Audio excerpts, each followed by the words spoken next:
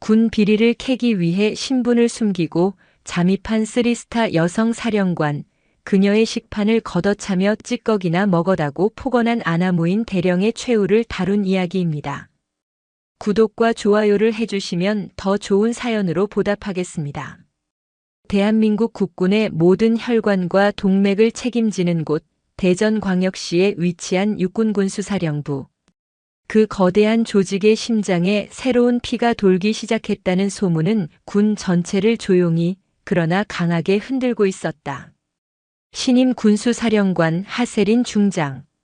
그녀의 이름 앞에는 언제나 전설과 같은 수식어가 따라붙었다. 남성 중심의 군 조직에서 유리천장을 깨부순 것이 아니라 강철 주먹으로 산산조각 내버렸다는 평을 받는 입지전적인 인물이었다. 부드러운 카리스마 뒤에 숨겨진 날카로운 통찰력과 한 번 정한 목표는 반드시 관철하고야 마는 강철 같은 의지. 그녀는 단순한 여성 장군이 아니었다. 낡고 부패한 관행의 종식을 예고하는 거대한 개혁의 상징 그 자체였다. 그녀가 취임 일성으로 내건 것은 전투력은 보급의 끝에서 나온다는 평범한 진리였다. 그러나 그 뒤에 이어진 말은 군 수뇌부를 긴장시키기에 충분했다. 그리고 그 보급의 끝에 단 한 톨의 쌀이라도 썩어 있다면 저는 그 뿌리까지 뽑아낼 것입니다. 그 뿌리가 아무리 깊고 단단할지라도 말입니다. 그녀의 시선은 군수 비리의 온상으로 지목되면서도 철옹성처럼 그들만의 왕국을 구축하고 있는 몇몇 부대를 향하고 있었다. 그 중에서도 하세린 사령관의 서류철 가장 위에 올라 있는 곳은 대구광역시의 주둔한 제50 보병사단 예하 낙동강 연대였다. 연대장 독고철 대령. 그는 육사 출신의 전형적인 엘리트 코스를 밟아왔지만 그 능력보다 더 유명한 것은 그의 전근대적인 권위주의와 아나무인 격의 성격이었다. 부대 내에서는 낙동강의 황제로 불리며 그의 말 한마디는 법 위에 군림했다. 수년간 연대장으로 장기 집권하며 그는 부대를 자신의 사유물처럼 운영하고 있었다. 보급 물자를 빼돌려 사적인 이득을 취하고 장비는 늘 최신형으로 교체되었다는 서류와는 달리 실제로는 낡고 위험한 것들이 방치되어 있다는 내부 고발이 끊이지 않았다. 그러나 그의 등 뒤를 봐주는 군 상층부에 보이지 않는 힘 때문에 그 어떤 감찰의 칼날도 그의 성벽을 뚫지 못했다. 하세린은 전공법으로는 이 성벽을 무너뜨릴 수 없다고 판단했다. 요란한 공식 방문은 그들이 모든 증거를 인멸하고 완벽하게 위장된 연극 무대를 준비할 시간만 벌어줄 뿐이었다. 그녀는 가장 원시적이지만 가장 확실한 방법을 선택했다. 자신의 눈으로 직접 그들의 민낯을 확인하는 것. 일주일간 모든 공식 일정을 취소한다. 사령관은 건강상의 이유로 자리를 비운 것으로 보고하도록. 그리고 최소한의 인원 외에는 내 행방을 절대 발설해서는 안 된다. 그녀는 자신의 가장 신임하는 부관인 윤지호 소령에게만 계획을 밝혔다. 윤 소령은 그녀가 소위 시절부터 함께 전장을 누비며 생사고락을 같이 한 단순한 부하를 넘어선 전우였다. 사령관님, 너무 위험합니다. 독고철 대령은 성정이 포악하기로 유명한 자입니다. 신분이 노출되기라도 한다면. 그래서 더 가봐야겠네. 하세린의 눈이 차갑게 빛났다. 호랑이를 잡으려면 호랑이 굴에 들어가야지. 그리고 내가 잡으려는 건 호랑이가 아니라 그 굴 자체일지도 모르네. 며칠 후 대구의 54단 위병소. 낡은 SUV 한 대가 조용히 멈춰섰다. 운전석에서 내린 사람은 평범한 군무원으로 보이는 윤지호 소령이었고 조수석에서는 갓 임용된 하급 부사관처럼 보이는 한 여성이 내렸다. 빛바랜 전투복에 계급장도 없이 화장기 없는 얼굴에 질끈 묶은 머리. 그 누구도 그녀가 대한민국 육군 군수사령부를 지휘하는 3스타 하세린 중장이라고는 상상조차 할 수 없었다. 군수물자 실태 파악을 위한 본부 파견 실무관이라는 임시 신분증은 그들을 아무런 의심 없이 부대 안으로 들여보냈다. 부대의 첫인상은 생각보다 평온했다. 병사들은 각자의 임무에 충실했고 연병장에는 절도 있는 함성이 울려 퍼졌다. 하지만 하세린의 눈은 속일 수 없었다. 건물 외벽 곳곳에 보이는 균열, 최신형 디지털 군장 대신 구형 장비를 착용한 병사들의 모습, 그리고 무엇보다 장병들의 얼굴에 드리워진 미묘한 그늘. 그것은 생기가 아닌 무언가에 억눌린 듯한 체념의 그림자였다. 그녀와 윤소령은 연대 본부의 안내를 받아 부대 곳곳을 둘러보는 척하며 실제로는 서류와 현실의 간극을 날카롭게 파고들었다. 컴퓨터 화면 속에서는 이미 폐기 처리된 구형 트럭이 버젓이 운행되고 있었고 최상급으로 분류된 전투화는 밑창이 달아 있었다. 장부상으로만 존재하는 유령 물자들이 창고를 가득 채우고 있었다. 점심시간이 되었다. 하세리는 진실의 가장 적나라한 얼굴은 종종 가장 평범한 공간에서 드러난다는 것을 알고 있었다. 그녀는 윤소령에게 눈짓을 보내고 병영 식당으로 향했다. 식당 안은 수백 명의 장병들로 북적였지만 그 안에는 기이한 질서가 존재했다. 한쪽 벽면을 따라 길게 늘어선 배식줄에는 오직 남군들만이 서 있었고 식당 가장 구석 창고 옆에 놓인 낡고 작은 테이블 몇 개에는 여군들이 따로 모여 앉아 있었다. 그들은 마치 다른 세상의 사람들처럼 남군들의 식사가 끝나기만을 조용히 기다리고 있었다. 하세린의 미간이 미세하게 좁혀졌다. 독고철 대령의 여성 혐오적인 성향에 대한 보고는 익히 들어왔지만 이토록 노골적이고 원시적인 차별이 21세기 군대에서 자행되고 있다는 사실은 그녀의 상상을 초월하는 것이었다. 그녀는 망설이지 않았다. 식판을 집어들고 남군들이 길게 늘어선 배식줄의 맨 끝으로 향했다. 그녀의 행동에 주변의 시선이 순간적으로 쏠렸다.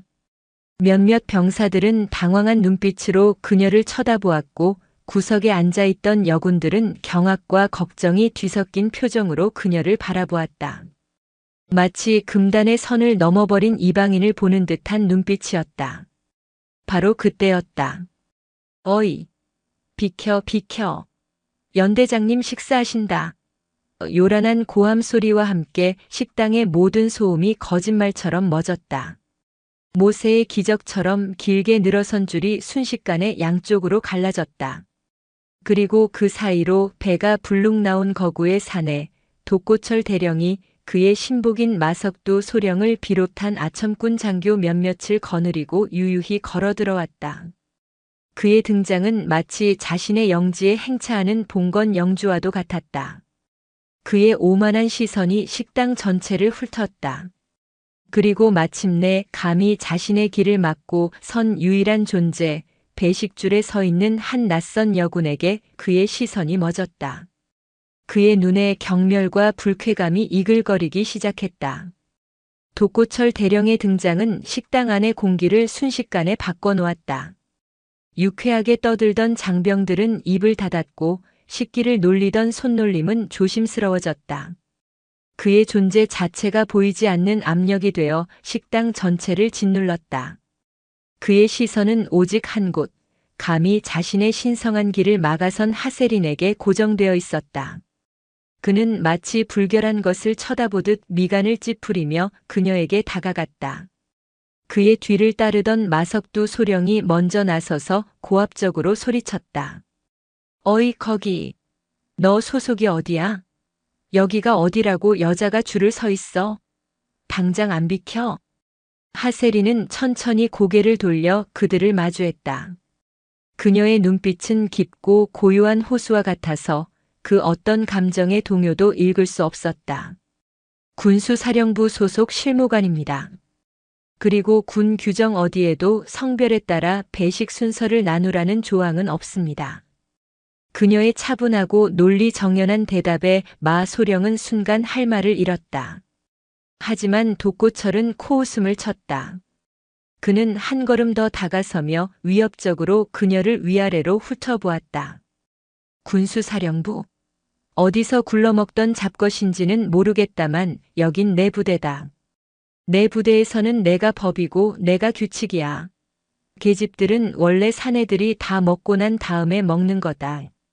그게 이 부대의 전통이고 군기라고. 알아들어? 그의 목소리에는 노골적인 경멸과 혐오가 담겨 있었다. 주변의 모든 시선이 그들에게 쏠렸다. 몇몇 젊은 장교들의 얼굴에는 불의를 목격한 분노가 스쳤지만 누구 하나 감히 나서는 이는 없었다. 독고철의 권위 앞에서 정의는 무력했다. 구석에 앉아있던 여군들은 안타까움에 발을 동동 굴렀다. 이제 막 전입 온 신임 하사 한 명이 자리에서 일어나려 하자 옆에 있던 선임 부사관이 그녀의 팔을 붙잡고 고개를 저었다. 나서지 마. 다쳐. 그 눈빛은 체념과 무력감으로 가득했다. 하지만 하세리는 물러서지 않았다. 오히려 그녀의 목소리는 얼음장처럼 차갑고 단단해졌다. 전통이라는 이름으로 부당한 차별을 정당화할 수는 없습니다.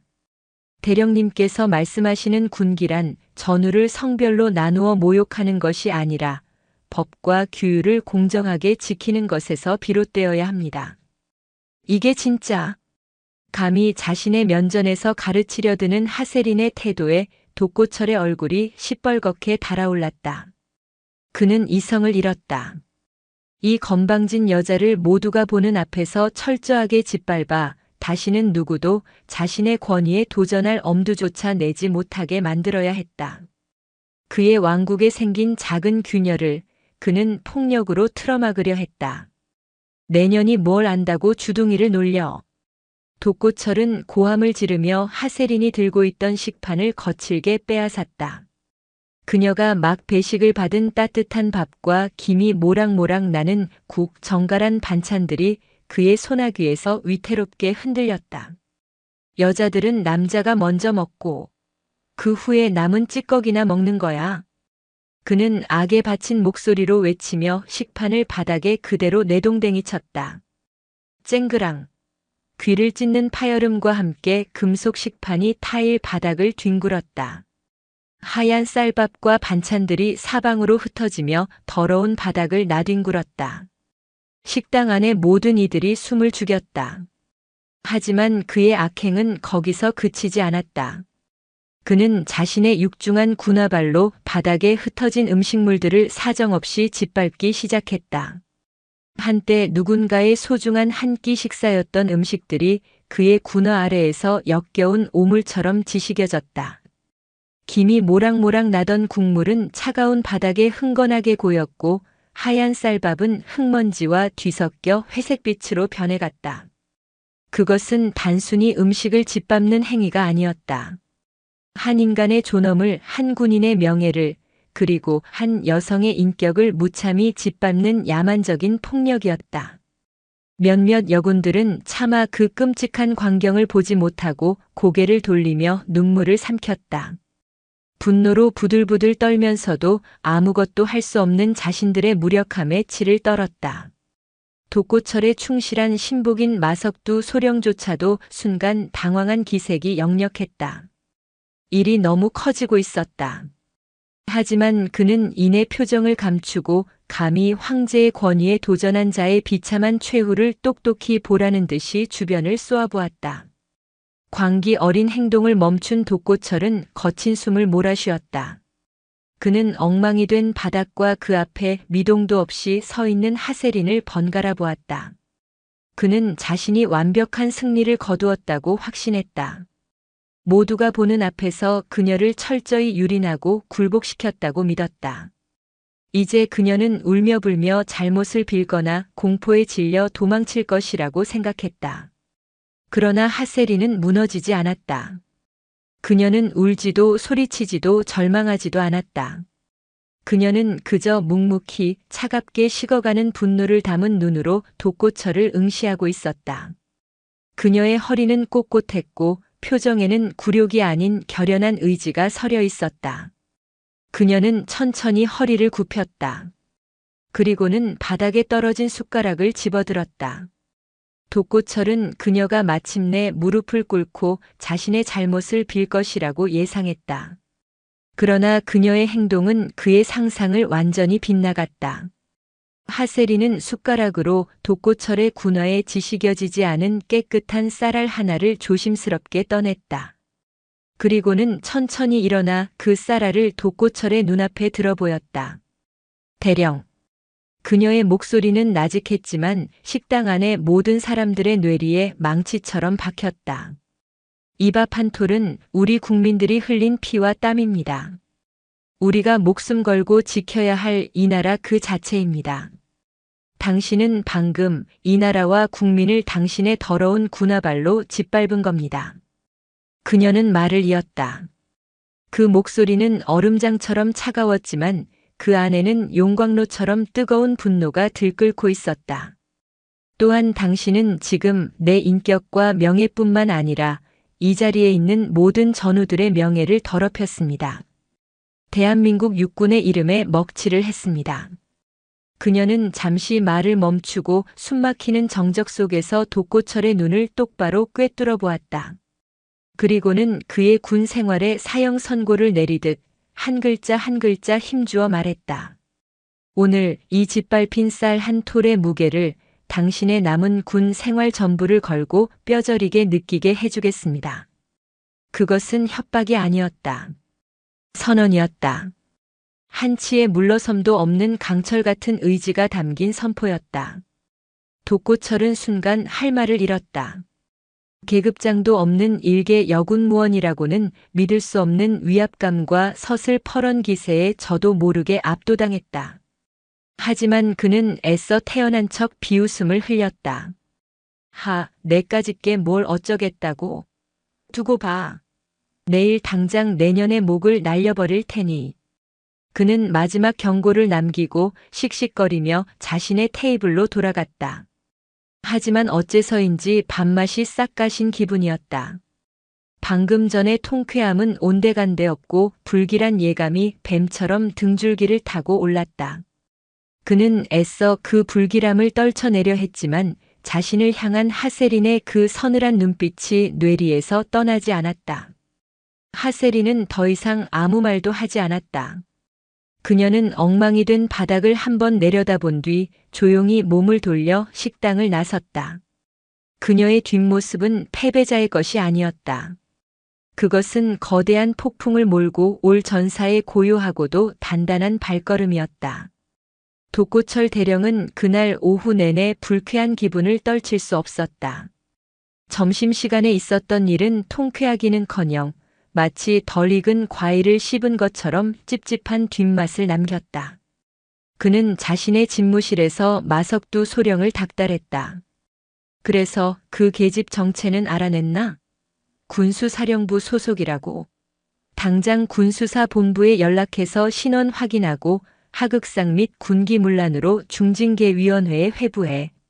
본보기로 삼아 아주 군복을 벗겨버려야 해. 예, 알겠습니다, 연대장님. 지금 바로 조치하겠습니다. 마석두 소령은 부산하게 움직였지만 어쩐지 그의 얼굴에도 불안한 기색이 감돌았다. 그 역시 하세린의 마지막 눈빛이 뇌리에서 떠나지 않았던 것이다. 보통의 여군이라면 그런 모욕 앞에서 울거나 공포에 질렸을 텐데 그녀는 마치 거대한 산처럼 흔들림이 없었다. 그것은 단순한 배짱이 아니었다. 무언가 다른 차원의 감히 범접할 수 없는 기운이었다. 한편 부대를 빠져나온 하세린과 윤지호 소령은 대구 시내의 한적한 호텔에 마련된 임시 지휘소에 도착했다. 윤 소령은 분을 사귀지 못하고 주먹으로 벽을 쳤다. 감히 사령관님께 당장 헌병대를 투입해서 독고철 그자를 현장에서 체포해야 합니다. 진정하게 윤소령. 하세린은 의외로 차분했다. 그녀는 창밖으로 펼쳐진 도시의 풍경을 바라보며 나지막이 말했다. 오늘의 일은 단순한 모욕이 아니었네. 독고철이라는 암세포가 낙동강 연대를, 아니 54단 전체를 얼마나 깊이 병들게 했는지 보여주는 명백한 증상이었지. 저런 자가 연대장으로 있는 부대의 보급체계가 온전할 리가 없어.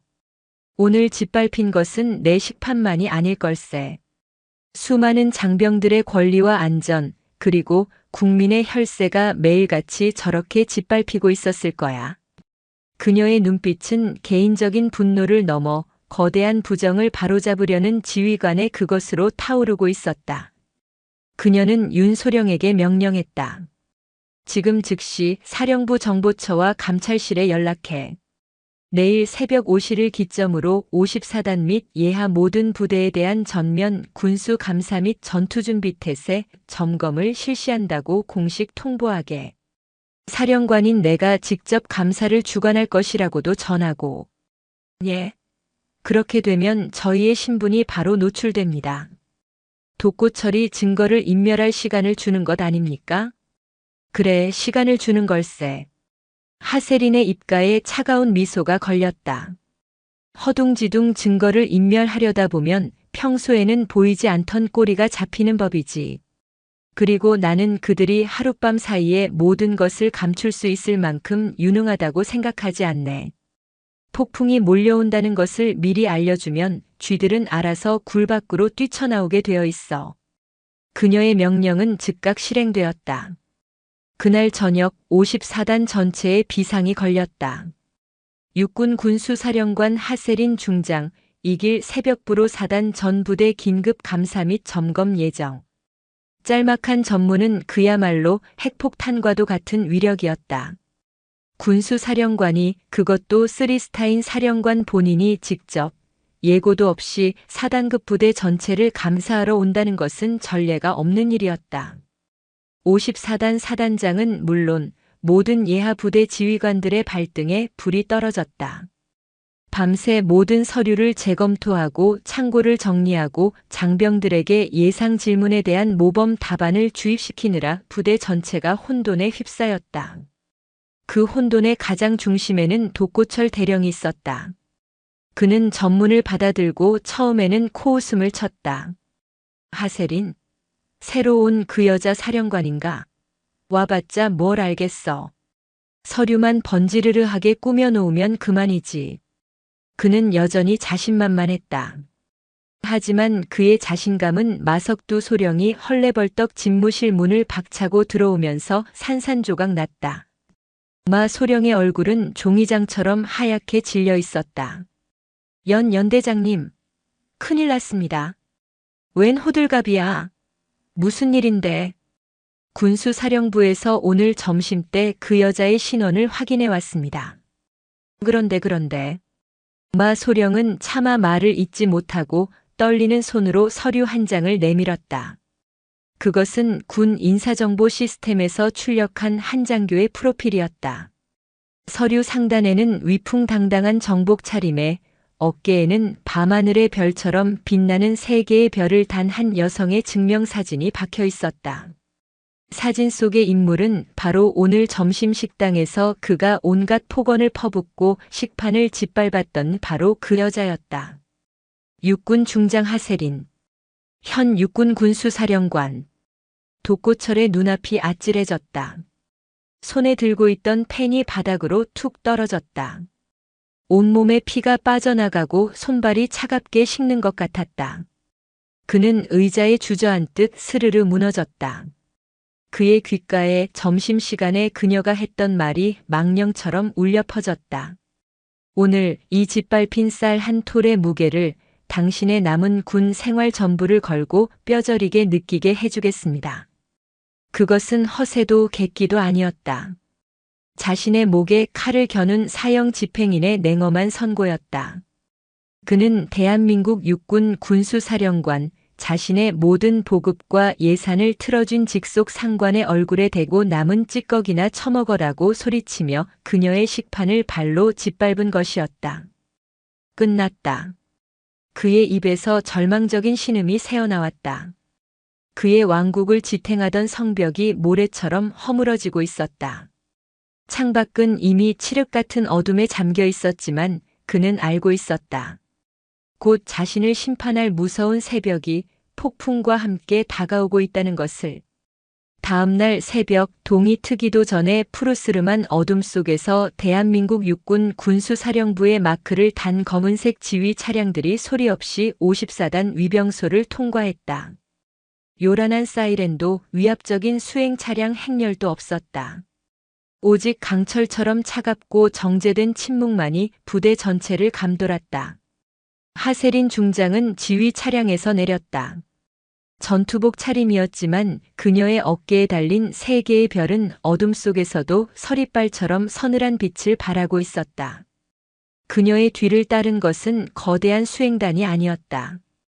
군수사령부 내에서도 저승사자로 불리는 최고의 전문가들로 구성된 소수의 정예 감사팀이었다. 회계, 장비, 법무각 분야의 전문가인 그들의 눈빛은 감정이라곤 찾아볼 수 없는 오직 진실만을 좇는 날카로운 메스와도 같았다. 사단 지휘부 전체가 연병장에 도열하여 그녀를 맞았다. 뜬 눈으로 밤을 새운 지휘관들의 얼굴에는 초조함과 두려움이 역력했다. 그 대열의 가장 끝, 연대장급 직책을 맡은 이들 중에 독고철 대령이 서 있었다.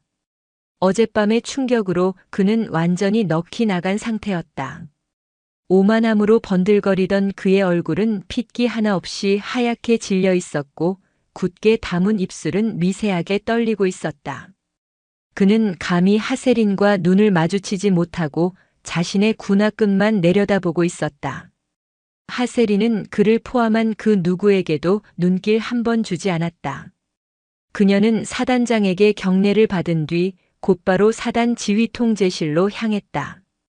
지금부터 54단 전체에 대한 군수감사 및 전투준비 태세 점검을 시작한다. 그 누구의 방해도 용납하지 않는다. 모든 자료는 원본 그대로 제출해야 하며 허위 보고나 자료 은폐 시에는 지휘고하를 막론하고 군법에 따라 현장에서 즉시 직위 해제 및 체포할 것을 명한다. 그녀의 첫 마디는 그 자체로 선전포고였다. 감사는 독고철의 낙동강 연대가 아닌 사단 지휘부와 직할 때부터 시작되었다. 이는 이 감사가 독고철 개인에 대한 보복이 아닌 부패한 시스템 전체를 겨냥한 것임을 만천하에 공표하는 행위였다. 감사팀은 마치 잘 훈련된 특수부대처럼 각자의 위치로 흩어져 컴퓨터 서버를 장악하고 서류 캐비닛을 봉인했다. 하세린은 직접 지휘통제실 중앙에 앉아 실시간으로 올라오는 데이터들을 무서운 속도로 분석하기 시작했다.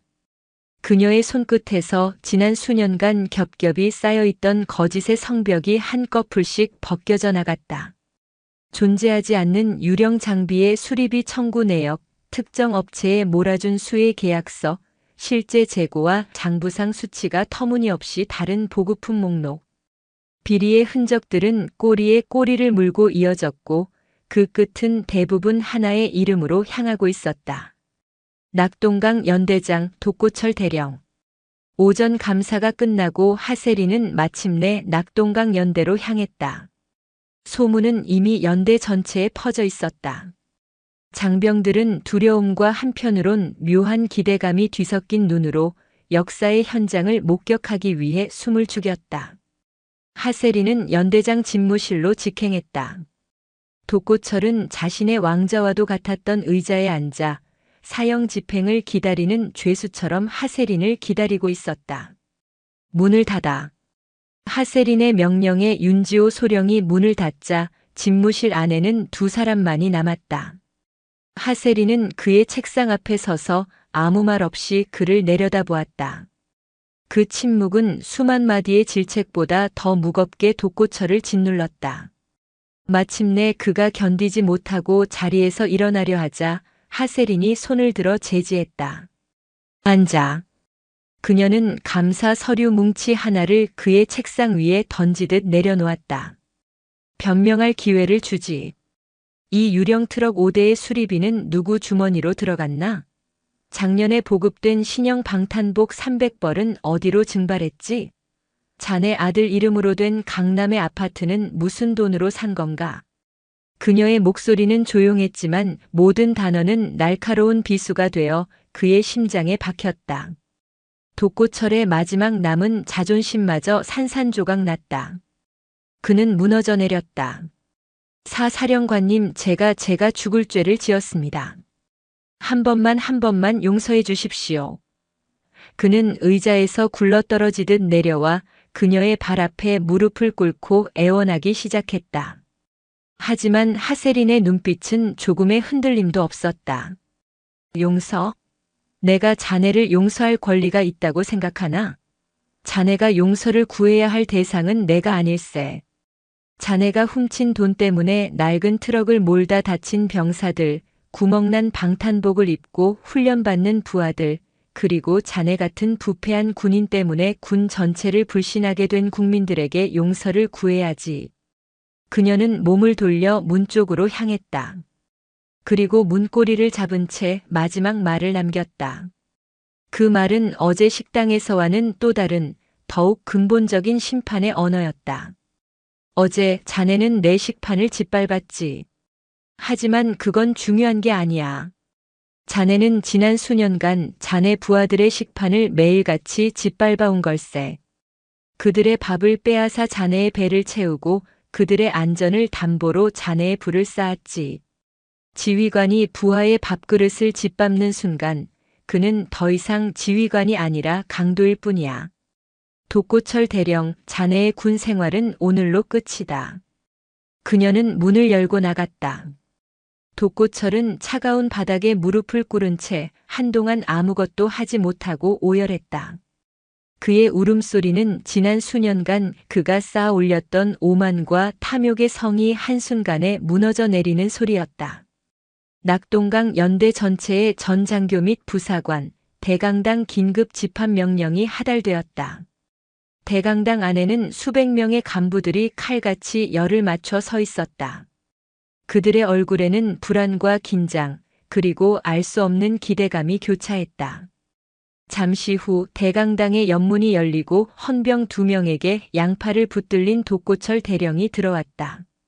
그의 어깨에 달려있던 대령 계급장은 이미 제거된 후였다.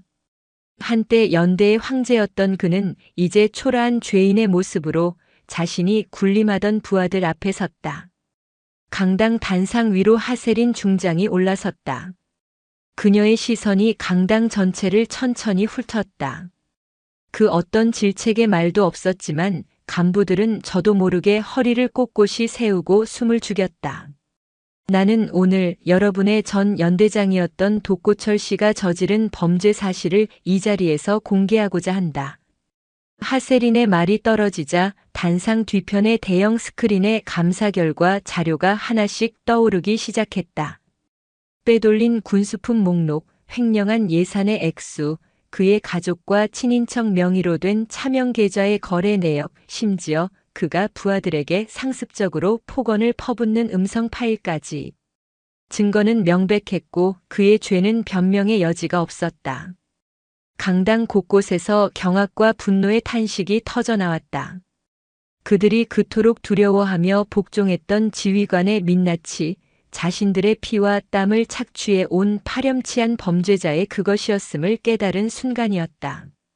이 모든 것은 군사법원의 재판을 통해 엄중한 처벌을 받게 될 것이다. 하세린은 말을 이었다. 하지만 법의 심판 이전에 나는 그가 자신이 저지른 잘못의 무게를 바로 이 자리에서 여러분 앞에서 깨닫게 하고자 한다. 그녀는 단상에서 내려와 독고철의 앞에 섰다. 어제 점심 이 부대의 식당에서 무슨 일이 있었는지 모두들 알고 있을 것이다. 그는 한 명의 군인을 모욕하고 국가가 장병들에게 제공한 신성한 식사를 군화발로 짓밟았다. 그것은 단순한 실수가 아니라 그의 삐뚤어진 특권 의식과 부패한 영혼이 가장 적나라하게 드러난 상징적인 행위였다. 그녀는 헌병에게 눈짓했다. 저자를 식당으로 끌고 가라. 수백 명의 간부들이 지켜보는 가운데 독고철은 병영식당으로 끌려갔다. 마침 점심시간이 되어 식사를 하던 수많은 병사들이 무슨 일인가 싶어 모두 자리에서 일어났다. 하세린은 식당 중앙 바로 어제 그 사건이 벌어졌던 장소에 독고철을 세웠다. 그리고 식당 전체에 울리도록 큰 소리로 명령했다. 독고철 전 대령은 듣도록. 자네는 지금부터 이 식당 바닥 전체를 자네 손으로 직접 깨끗하게 청소해야 한다. 특히 어제 자네가 짓밟았던 바로 이 자리, 밥알 한 톨, 국물 한 방울 남기지 말고 닦아내도록. 자네가 군화발로 짓밟았던 것이 한 끼 식사가 아니라 바로 자네 부하들의 인격과 명예였음을 허리 굽혀의 차가운 바닥을 닦으며 뼈저리게 느끼길 바란다. 그것은 상상조차 할 수 없는 가장 끔찍한 형태의 공개적인 망신이었다. 헌병이 건네준 걸레와 양동이를 받아든 독고철의 손이 사시나무처럼 떨렸다. 그는 차마 고개를 들지 못했다.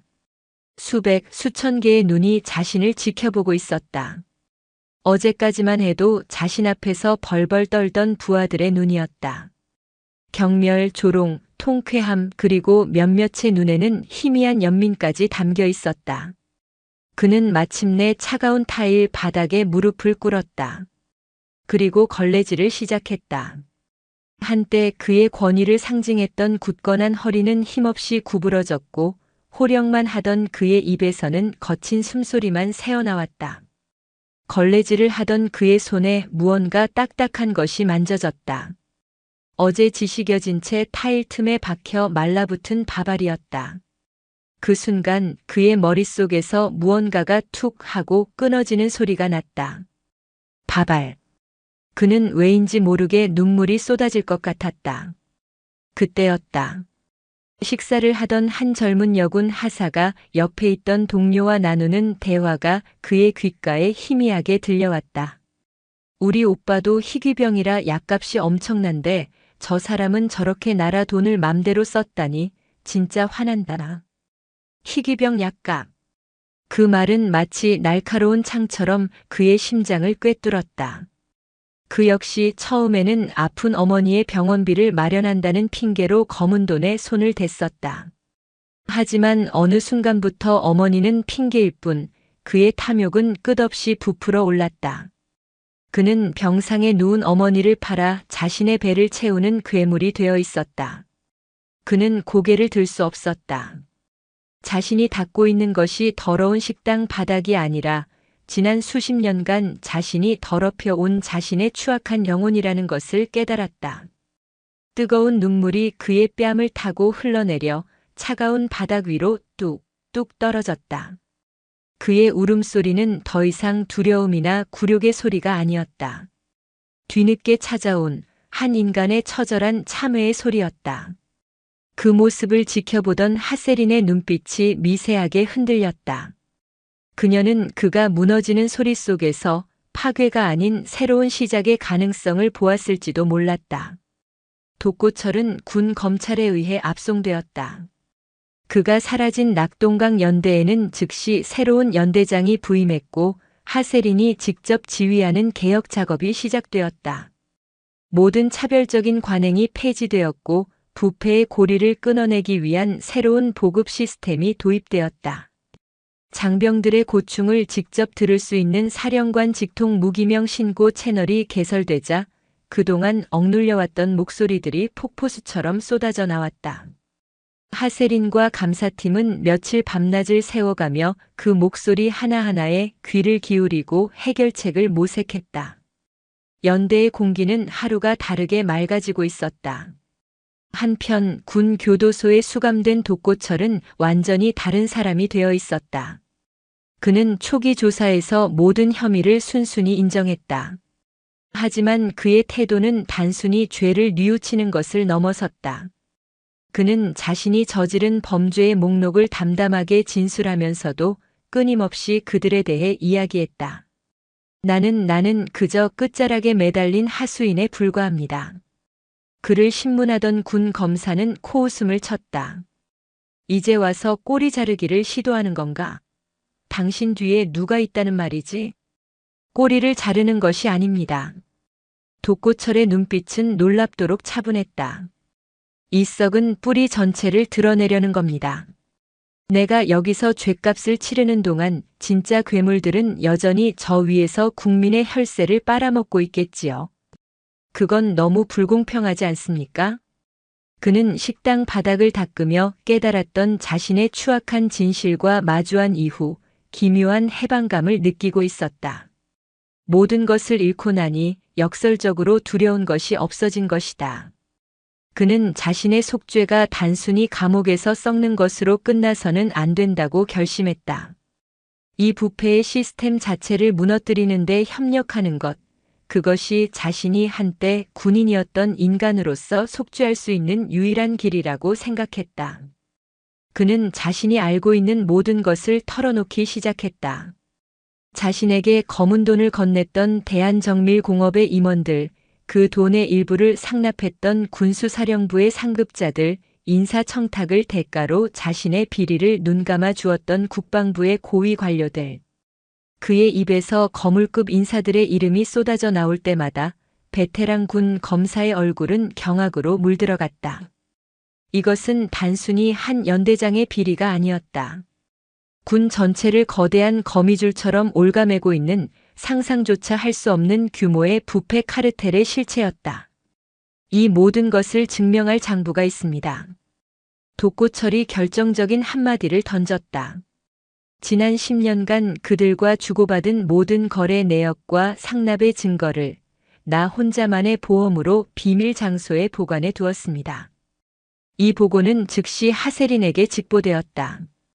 보고를 받은 하세린은 한동안 말없이 창밖을 바라보았다. 그녀는 독고철이라는 썩은 가지를 잘라내려 했을 뿐이었다. 하지만 그는 스스로 뿌리가 있는 곳을 가리키며 숲 전체를 불태울 불씨를 그녀의 손에 쥐어준 것이다. 그녀는 직감했다. 이제부터가 진짜 전쟁의 시작이라는 것을. 상대는 독고철 같은 일개 대령이 아니었다. 군과 정치, 방산업체가 결탁한 거대하고 교활한 시스템 그 자체였다. 그녀가 이 판도라의 상자를 여는 순간 그녀의 군 생활은 물론 목숨까지 위험해질 수 있었다. 하지만 그녀는 망설이지 않았다. 그녀는 먼지 속에서 한 죄인의 참회 속에서 희망의 씨앗을 보았다. 사람이 변할 수 있다는 희망. 그리고 이 썩어 빠진 군을 근본부터 바꿀 수 있다는 희망. 윤소령. 그녀가 부관을 불렀다. 지금 즉시 군 검찰과 합동으로 특별수사본부를 구성한다. 목표는 독고철이 지목한 모든 관련자들의 즉시 체포 및 증거물 압수다. 그리고 이 모든 과정은 대통령께 직접 보고될 것이다. 이제 괴물 사냥을 시작해야지. 그녀의 눈빛은 강철처럼 단단하고 차갑게 빛나고 있었다. 한 연대장의 참교육으로 시작된 작은 파문은 이제 대한민국 군 전체를 뒤흔들 거대한 태풍의 눈이 되어 소용돌이치기 시작했다. 독고철의 자백은 단순한 비리 군인의 참회를 넘어 군 전체를 집어삼킬 거대한 태풍의 눈을 가리키는 나침반이 되었다. 그가 지목한 비밀 장소는 뜻밖에도 그가 군 생활을 처음 시작했던 경기도 포천의 한 낡은 사찰이었다. 젊은 시절 초심을 잃지 않겠다며 스스로의 다짐을 묻어두었던 그곳에 그는 동시에 자신의 타락의 역사를 봉인해 두었던 것이다. 하세린의 명령은 즉각적이고 은밀했다. 그녀는 군 검찰이나 헌병대가 아닌 자신의 직속 부관인 윤지호 소령과 사령부 내에서 가장 신이 많은 소수의 특수임무팀에게 장부 확보 임무를 맡겼다. 거대한 카르텔의 귀와 눈이 어디에 심어져 있을지 모르는 상황에서 공식적인 수사기관을 움직이는 것은 뱀에게 거울을 보여주는 것과 같은 어리석은 짓이었다. 윤소령과 대원들은 민간인으로 위장한 채 칠흑 같은 어둠을 뚫고 낡은 사찰의 뒷뜰에 잠입했다. 독고철이 알려준 수백 년 된 은행나무 아래 그들은 조심스럽게 땅을 파헤치기 시작했다. 얼마 지나지 않아 단단한 금속 상자가 모습을 드러냈다. 녹이 슬고 흙먼지로 뒤덮인 상자는 그 안에 담긴 추악한 진실의 무게를 대변하듯 음습한 기운을 내뿜고 있었다. 그것은 대한민국 국군의 판도라 상자였다. 대전의 군수사령부 지하 벙커 외부의 모든 통신과 감시로부터 차단된 비밀 상황실에서 하세린과 핵심 참모들은 상자에서 나온 마이크로필름과 암호화된 하드디스크를 분석하기 시작했다. 그리고 그 내용이 하나씩 해독될수록 상황실의 공기는 얼음처럼 차갑게 식어갔다. 그것은 단순한 비리 장부가 아니었다. 철우회라는 이름으로 불리는 비밀 조직의 실체였다. 군 수뇌부와 방산업체, 심지어 일부 정치인까지 연루된 거대한 부패 카르텔.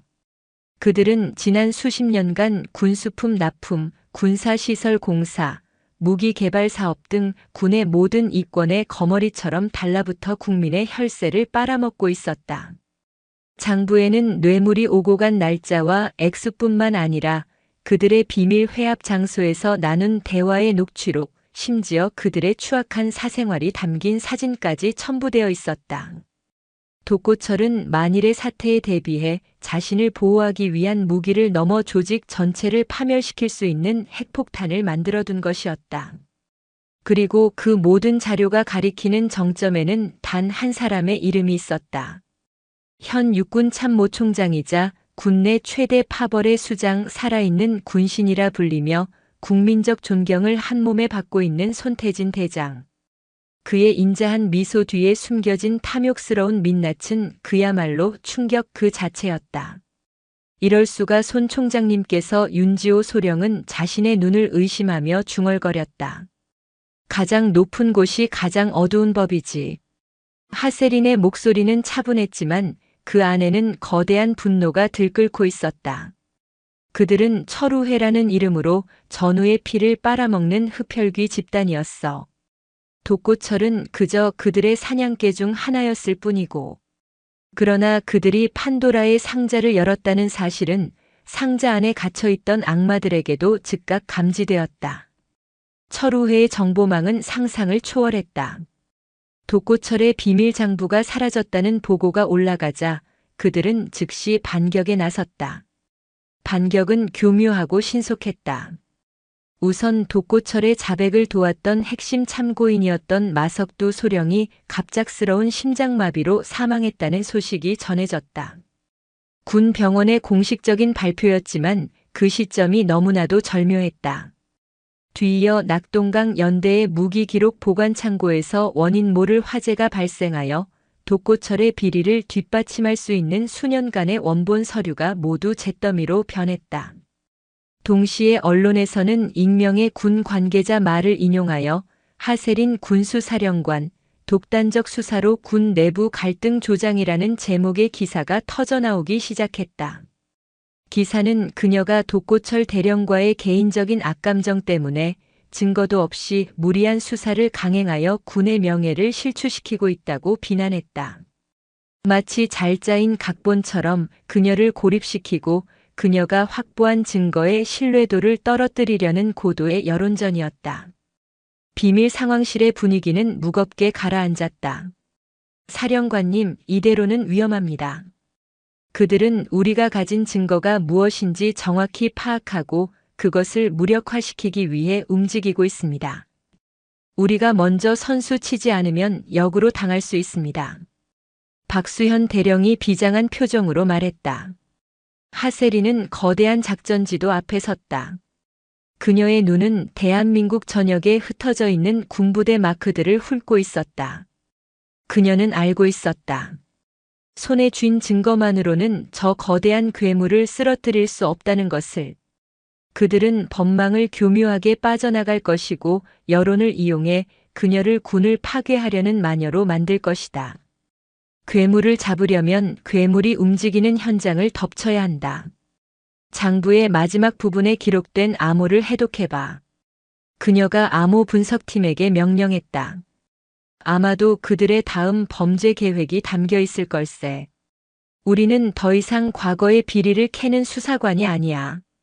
지금부터 우리는 현재 진행형인 반역을 막는 군인이다. 그녀의 선언과 함께 상황실의 모든 이들의 눈빛이 다시 타오르기 시작했다. 판도라의 상자에서 나온 마지막 희망을 붙잡기 위한 그림자 속의 전쟁이 본격적으로 시작되고 있었다. 철우회의 반격은 예상보다 훨씬 거칠고 집요했다. 국방부에서는 하세린의 지휘권에 대한 공식 감사가 착수되었다. 군수사령관의 월권 행위와 직권 남용 혐의라는 명목이었다. 그녀의 모든 결제 서류는 돋보기 검증을 당했고 그녀의 측근들은 줄줄이 한직으로 발령나기 시작했다. 군수사령부 전체가 마비될 지경이었다. 손태진 총장이 보이지 않는 손으로 그녀의 팔다리를 올가매고 있었다. 설상가상으로 윤지호 소령이 출근길에 덤프트럭에 받치는 사고를 당했다. 브레이크 파열로 인한 단순 사고로 종결되었지만 하세리는 그것이 명백한 경고이자 위협이라는 것을 알고 있었다. 적들은 이제 법과 제도의 울타리를 넘어 실질적인 폭력을 행사하기 시작한 것이다. 사령관님, 이젠 정말 시간이 없습니다. 이대로 가면 저희는 아무것도 못하고 전부 옷을 벗게 될 겁니다. 병상에 누운 윤지호 소령이 핏기 없는 얼굴로 말했다. 하세리는 그의 손을 굳게 잡았다. 알고 있네. 그래서 우리도 마지막 카드를 꺼내야지. 며칠 밤낮을 샌 끝에 암호 분석팀이 마침내 독고철의 장부에 있던 마지막 암호를 해독해냈다. 그 안에는 그들의 예상을 뛰어넘는 충격적인 계획이 담겨 있었다. 부산항 7부두, 미라크로, K의 전차 엔진 50기, 교체. 간단한 단어들의 조합이었지만 그 의미는 명백했다. 부산항에서 열리는 한미연합 군수지원훈련을 위장하여 우리 군의 최신형 K의 흑표 전차에 장착될 고성능 엔진을 빼돌려 중동의 한 국가에 밀수출하고 대신 값싼 중국산 불량 엔진으로 바꿔치기 하려는 계획이었다. 이는 단순히 수백억 원대의 비리를 넘어 대한민국 육군 최강 기갑 전력의 심장을 통째로 팔아넘기는 이적 행위였다. 그리고 그 밀거래가 이루어지는 날짜는 불과 사흘 뒤였다. 이건 미친 짓이야. 박수현 대령이 경악을 금치 못했다. 전차의 심장을 팔아먹다니, 전쟁이라도 나면 어쩌려고. 그들에게 나라는 안중에도 없는 걸세. 오직 자신들의 배를 채울 돈만 보일 뿐이지. 하세린의 목소리는 분노로 떨리고 있었다. 우리는 이 현장을 덮친다. 그들이 범죄를 저지르는 바로 그 순간을 포착하여 빼도 박도 못할 증거로 손태진의 목에 밧줄을 거는 거야. 하지만 문제는 간단하지 않았다. 부산항 7부두는 군사보안구역이자 한미연합훈련으로 인해 민간인의 접근이 완벽히 통제된 곳이었다. 군 검찰이나 헌병대를 동원하는 순간 정보는 손태진의 귀에 즉각 들어갈 터였다. 그녀가 움직일 수 있는 것은 외부에는 전혀 알려지지 않은 그녀만의 그림자들 뿐이었다. 작전명 심판의 망치.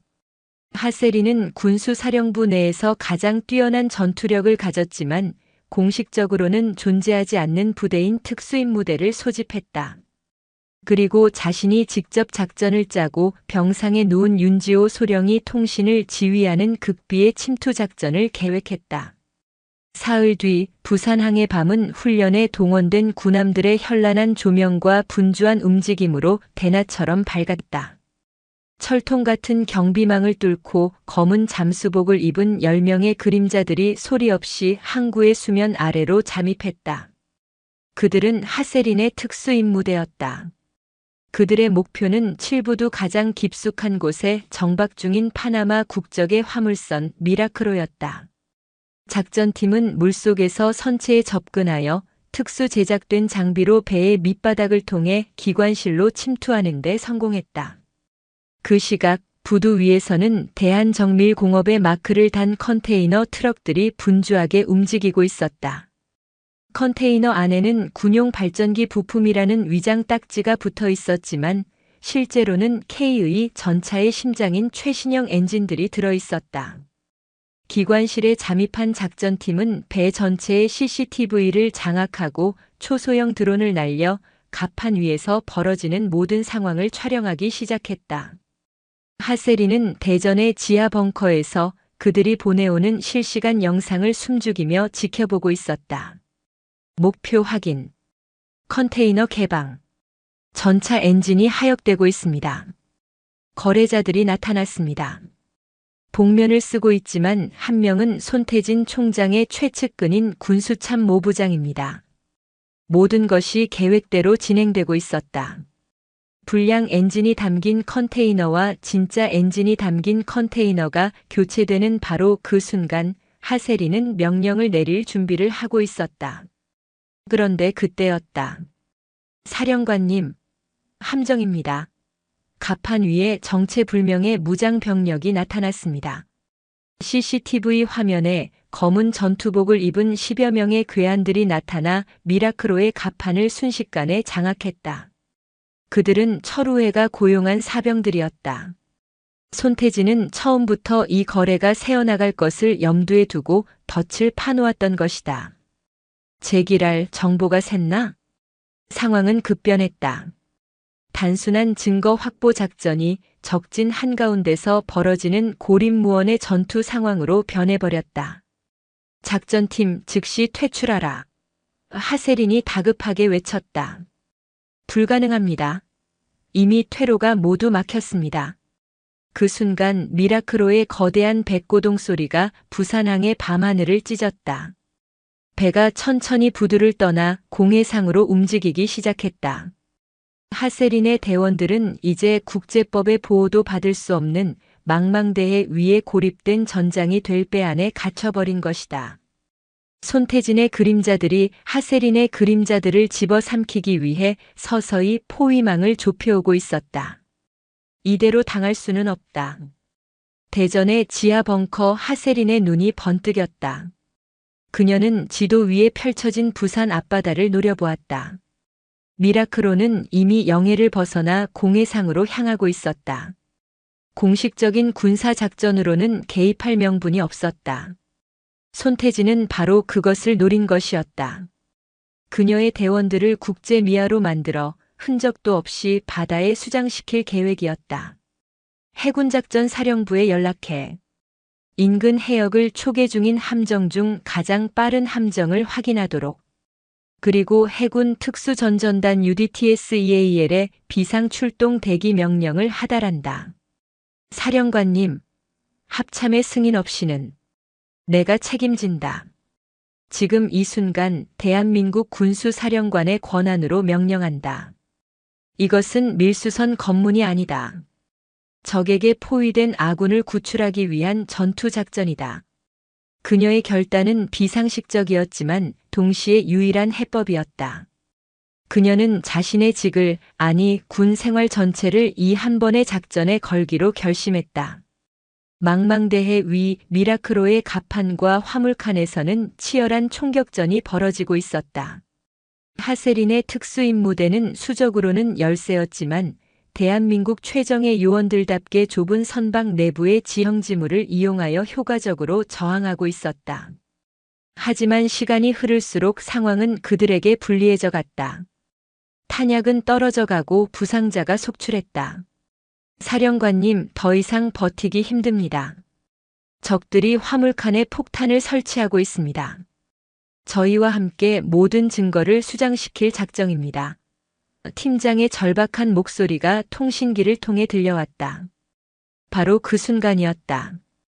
팀장님, 저것 보십시오. 한 대원이 선실 창밖을 가리켰다. 어둠을 뚫고 거대한 함영이 미라크로를 향해 무서운 속도로 접근하고 있었다. 대한민국 해군의 최신의 유도탄 고속함이었다. 뒤이어 칠흑 같은 바다 위로 고속단 정RIB 여러 대가 파도를 가르며 달려왔다. UDT 대원들이었다. 전 병력은 들어라. 지금부터 해적선 미라크로에 대한 선상 검문 작전을 개시한다. 저항하는 자는 현장에서 즉시 사살하라. 고속함의 확성기를 통해 울려 퍼지는 지휘관의 목소리는 하세린의 대원들에게는 천사의 목소리와도 같았다. UDT 대원들이 전광석화처럼 미라크로의 갑판 위로 쏟아져 들어왔고 전세는 순식간에 역전되었다. 철우회의 사병들은 대한민국 최강의 특수부대 앞에 추풍낙엽처럼 쓰러져 갔다. 작전은 완벽한 성공이었다. 밀수되려던 K의 전차 엔진 50기와 불량 엔진, 그리고 현장에 있던 철우회 조직원 전원을 확보했다. 무엇보다 하세린의 대원들은 전원 무사히 구출되었다. 상황이 이렇게 되자 손태진은 최후의 발악을 시작했다. 그는 언론을 통해 하세린 사령관이 합참의 지휘 계통을 무시하고 한미연합훈련 중인 우방국의 민간 선박에 무단으로 무력을 투입하여 외교적 마찰을 일으켰다며 역공을 펼쳤다. 증거가 나오기 전까지 그녀를 지휘권 남용으로 올가매려는 속셈이었다. 하지만 하세린은 그보다 한 수 위였다. 그녀는 군 검찰을 통해 체포된 조직원들을 직접 신문했다. 목숨이 경각에 달린 조직원 중 한 명이 마침내 입을 열었다. 그는 손태진 총장이 모든 증거를 인멸하기 위해 내일 새벽 자신과 단둘이 만나기로 했다는 사실을 실토했다. 마지막 기회다. 하세린은 그에게 거부할 수 없는 제안을 했다. 내가 살 수 있는 유일한 길은 우리가 설치한 무대 위에서 왕의 목소리를 녹음해 오는 것이다. 다음 날 새벽 약속 장소인 서울 근교의 한 비밀 안가. 조직원은 약속대로 손태진을 만났다. 그의 옷 속에는 하세린의 팀이 설치한 초소형 녹음 장치와 위치 추적기가 숨겨져 있었다. 멍청한 놈들. 그깟 일 하나 제대로 처리 못해서 이 사달을 만들어. 손태진은 분노에 차 있었다. 죄송합니다, 총장님. 하지만 아직 기회가 있습니다. 하세린이 확보한 증거는 저희가 입을 다물면 아무 쓸모가 없습니다. 그러니 저희를. 시끄러워. 손태진이 그의 말을 잘랐다. 너희는 이미 끝났어. 하지만 걱정 마라. 너희 가족들은 내가 끝까지 책임져 주지. 그러니 그냥 깨끗하게 모든 걸 안고 사라져줘. 그것은 명백한 자살 종용이자 모든 범죄의 정점에 자신이 있음을 시인하는 발언이었다. 녹음 장치를 통해 모든 대화가 실시간으로 하세린의 지휘 차량에 전송되고 있었다. 증거 확보. 하세린이 나지막이 명령했다. 그런데 그 순간 노련한 손태진은 무언가 이상한 낌새를 눈치챘다. 그는 조직원의 불안한 눈빛과 어색한 태도에서 함정의 냄새를 맡았다. 내 놈 몸에 뭘 숨겼지? 손태진은 야수처럼 달려들어 조직원의 옷을 찢었다. 그리고 그 안에 숨겨져 있던 녹음 장치를 발견했다. 그의 얼굴이 귀신처럼 변했다. 하세린 이 독사 같은 년. 그는 탁자 위에 있던 묵직한 크리스탈 재떨이를 집어들었다. 그리고 조직원의 머리를 향해 내리치려는 순간 안가의 모든 창문이 굉음과 함께 박살나며 검은 그림자들이 쏟아져 들어왔다. 하세린의 특수임무대가 마지막 작전을 위해 그곳을 포위하고 있었던 것이다. 모든 것이 끝났다. 대한민국 육군 참모총장이 자신의 범죄를 은폐하려다 살인 미수 현장에서 현행범으로 체포되는 군 역사상 가장 치욕적인 순간이었다. 그는 저항 한 번 하지 못한 채 허망한 눈으로 자신을 향해 다가오는 하세린을 바라보았다. 하세린은 그를 지나쳐 피를 흘리며 쓰러진 조직원에게 다가갔다. 그리고 그의 귓가에 조용히 속삭였다. 약속은 지켰다. 이제 내가 한 약속을 지킬 차례다. 법정에서 모든 것을 증언해. 왕의 목을 겨누었던 그녀의 마지막 칼날은 정확히 그의 심장을 꿰뚫었다. 거대한 부패의 성이 마침내 무너져 내리고 있었다. 비밀 안가에 깨진 유리창 사이로 차가운 새벽 공기가 쏟아져 들어왔다. 그 중심에 대한민국 육군 참모총장 손태진 대장이 무력하게 무릎 꿇고 있었다. 그의 손목에는 하세린의 특수임무대원이 채운 차가운 수갑이 번뜩였다. 한때 군 전체를 호령하던 그의 눈빛은 이제 모든 것을 잃은 자의 공허함과 패배감으로 가득 차 있었다. 그의 거대한 부패 제국 철옹성 같던 철우회는 바로 그 순간 소리 없이 무너져 내리고 있었다. 하세린은 그에게 다가가지 않았다. 그녀는 피를 흘리며 쓰러진 조직원에게 다가가 그의 지혈을 도우며 나지막이 말했다. 내가 살인 미수 피해자이자 이 거대한 반역의 마지막 증인이다. 법정에서 모든 것을 증언한다면 국가는 너에게 새로운 삶의 기회를 줄 것이다. 그녀의 목소리는 한때 적이었던 자에게조차 마지막 구원의 손길을 내미는 지휘관의 그것이었다. 그날 아침 대한민국은 건국 이래 유례없는 충격에 휩싸였다. 현역 육군 참모총장이 군수 비리 및 내란 음모 혐의로 현장에서 체포되었다는 뉴스는 모든 언론의 헤드라인을 장식했다. 처음에는 믿을 수 없는 오보라고 생각했던 국민들은 뒤이어 터져나오는 철우회의 추악한 실체와 하세린 중장이 벌여온 고독한 전쟁의 전말에 경악과 분노를 금치 못했다. 상황은 군의 손을 떠나 있었다. 대통령은 직접 대국민 담화를 통해 군에 대한 국민의 신뢰가 바닥에 떨어졌음을 통감한다며 눈물로 사죄했다.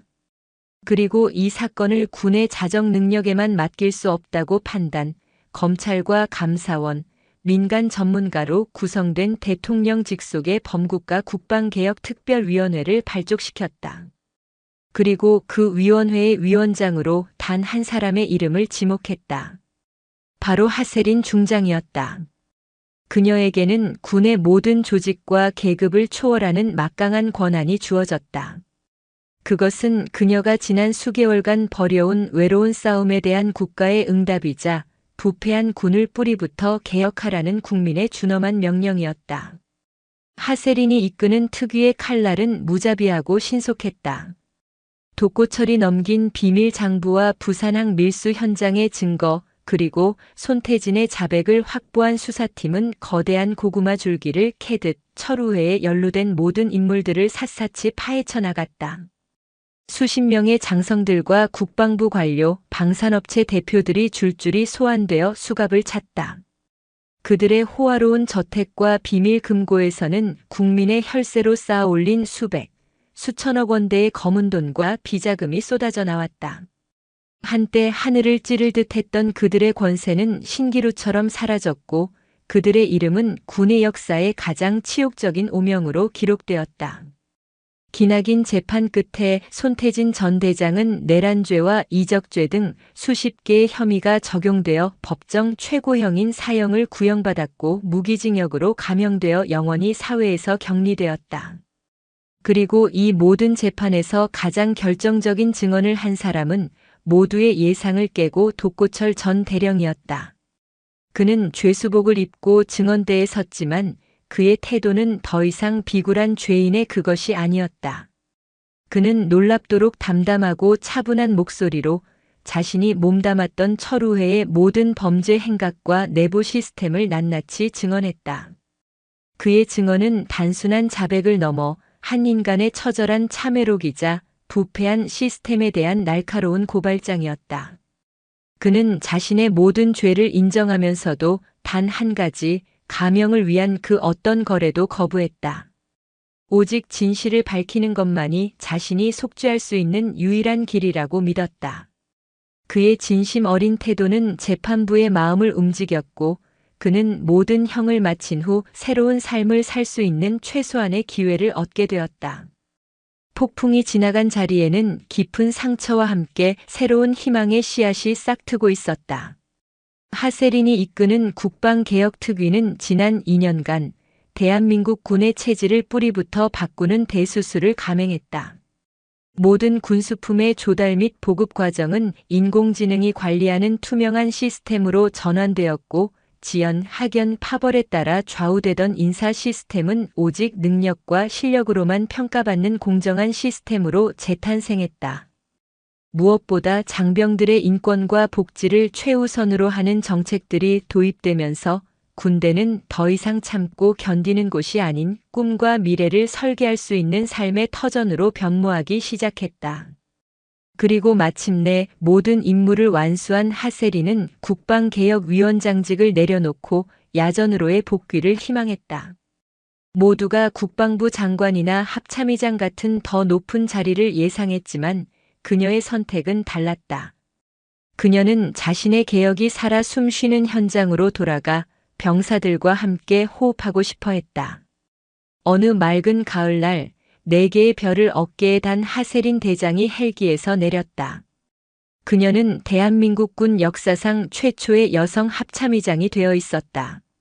그리고 그녀가 첫 순시 부대로 선택한 곳은 바로 모든 이야기가 시작되었던 대구의 낙동강 연대였다. 연대는 완전히 다른 부대가 되어 있었다. 새로운 연대장은 독고철 사건 당시 양심의 목소리를 냈던 한절고 유능한 중령이 맡고 있었다. 부대의 모든 시설은 최신형으로 교체되어 있었고 장병들의 얼굴에는 과거의 그늘 대신 건강한 자신감과 활기가 넘쳤다. 하세리는 수행원들을 뒤로 한 채 혼자서 병영식당으로 향했다. 그곳은 그녀의 기억 속에 남아있는 차갑고 억압적인 공간이 아니었다. 남군과 여군, 장교와 부사관, 병사들이 모두 한데 어우러져 자유롭게 웃고 떠들며 식사를 즐기는 따뜻하고 활기찬 공간으로 변해 있었다. 그녀가 식판을 들고 자리를 잡자 한 젊은 여군 하사가 수줍게 다가와 그녀의 앞에 섰다. 몇 년 전 오빠의 희귀병 약값 때문에 힘들어하던 바로 그 하사였다. 총장님, 이렇게 다시 뵙게 되어 영광입니다. 그녀는 두려움이 아닌 진심 어린 존경이 담긴 눈빛으로 거수 경례를 했다. 오랜만이군. 오빠는 좀 어떤가? 네. 총장님께서 만들어주신 군 의료 지원 시스템 덕분에 이제는 걱정 없이 치료받고 있습니다. 정말 감사합니다. 그녀의 눈가에 맺힌 눈물을 보는 순간 하세리는 가슴 벅찬 감동을 느꼈다. 그녀가 벌인 길고 외로운 전쟁의 진정한 의미는 거악을 심판하고 권력을 쟁취하는 데 있지 않았다. 바로 저 병사의 눈물 속에 절망을 희망으로 바꾸는 것 속에 있었다. 그녀는 식당을 가득 메운 젊은 장병들의 희망찬 얼굴들을 둘러보았다. 그리고 문득 몇 년 전 차가운 바닥에 나뒹굴던 밥알 하나를 떠올렸다. 그녀는 마침내 그 짓밟힌 쌀 한 톨의 무게를 온전히 이해할 수 있었다. 그것은 복수의 무게가 아니었다. 한 사람의 군인으로서 지휘관으로서 짊어져야 할 수십만 장병들의 존엄과 이 나라를 지키는 모든 이들의 삶의 무게였다. 창밖으로 쏟아지는 눈부신 가을 햇살 아래 그녀는 조용히 미소 지었다. 상처는 깊었지만 그 상처를 통해 대한민국 국군은 더욱 강하고 단단한 강철로 다시 태어나고 있었다. 강철은 본디 두들겨질수록 더욱 단단해지는 법이니까. 오늘도 요지경 사연을 잘 들어주셔서 감사합니다.